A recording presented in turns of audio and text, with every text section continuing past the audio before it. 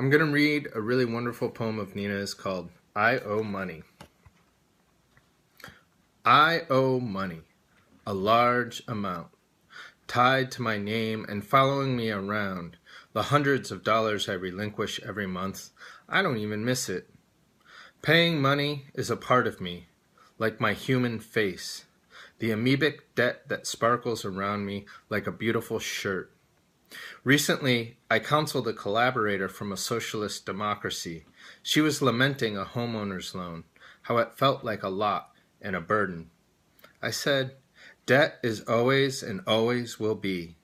And she began to feel happier, maybe, at the prospect of accepting this beautiful permanence and more okay about owning her debt.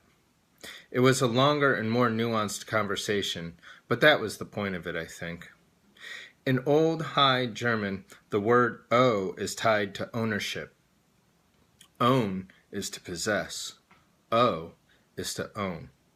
Like, I own a bookshelf of narrow poetry volumes.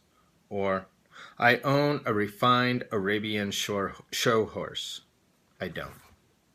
Ownership is gathering things, and gathering things is a kind of self-definition. So just like that, I have gathered debt. And so I own money and let it define me. A part of me is money, and a part of me is the shadow money of debt. Picture a skeleton holding money, or a boat full of money afloat on the mythical river of death, free of current, flanked by a silent swan, the color of a pale wrist that cuts through the river's unrippled surface.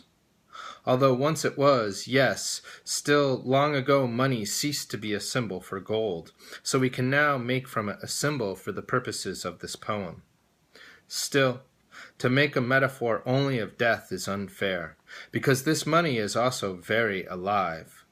When I take money out from a lender as debt, it makes additional money.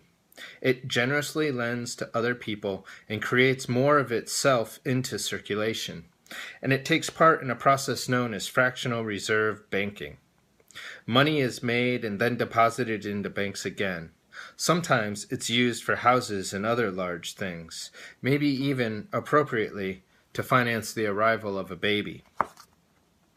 Life, my friends, is given to others by my borrowing.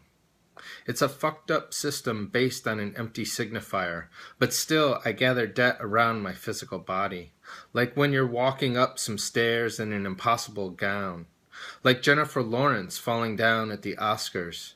Everyone agreed that was a fucking disaster, but she came out of it looking like a sweetie because she accepted the responsibility of her Dior with a graceful smile. So when you are ascending the steps with your armfuls of debt dress and you gather it, this metaphor is only truly meaningful to women and those who own feminine clothes. The debt is not only gorgeous, it is giving meaning to you, which in turn gives other people what they need. It's awful when you think of debt as a benevolent force, or an enhancing characteristic or accessory to talk yourself into having it. Every month I pay my debt. I guess I have a sense of duty about it.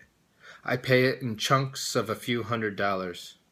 But every time I do, the money my debt created shrinks from society, is taken out of circulation, and essentially disappears.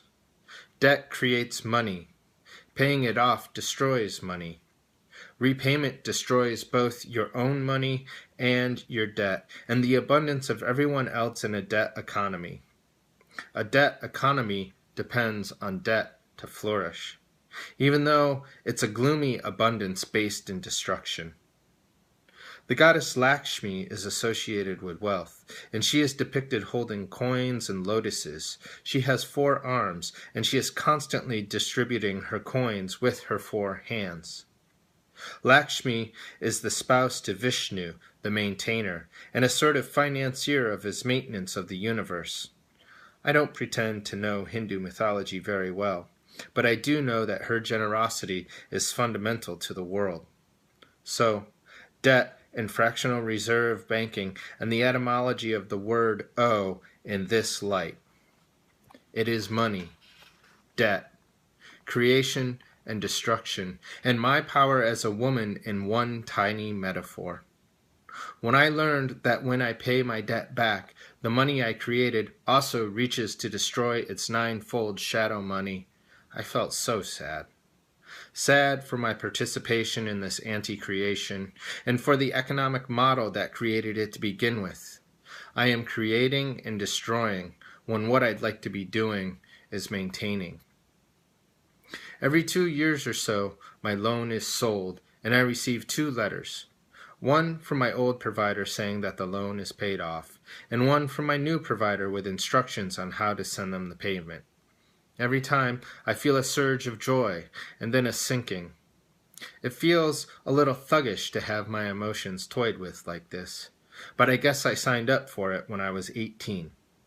That something I owe and own is also owned by someone else.